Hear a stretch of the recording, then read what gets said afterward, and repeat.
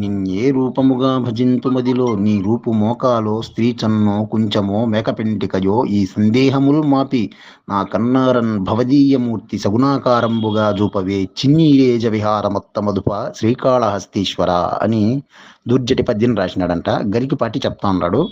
ఒకసారి కృష్ణార్జునులు ఇద్దరు శివరాత్రి రోజున ఒక చోట ఉంటే శివరాత్రి గడియలు వచ్చేస్తా ఉన్నాయని అర్జునుడు, స్వామి నేను శివలింగ అభిషేకం చేయాలి గుడికి పోయి ఎట్లనేసి అడిగితే, వద్దొద్దు అర్జున, అంత దూరం ఎందుకు పోతావు, నా మోకాలే శివలింగం పెట్టుడు బోడిలింగం లాగా ఉంది, నా మోకాలను పూజించుకో చాలు అట్లనేసి అంటాడంట కృష్ణుడు.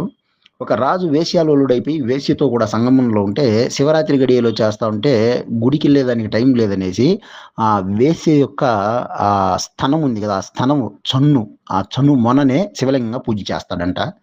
గొర్రెల మేపే కోటయ్య అనేటువంటి గొల్లవాడు మేక పెంటనే శివలింగ రూపంగా ఆరాధించి పూజించేస్తాడంట. ఇట్లా రాసుకున్నారు. దీన్ని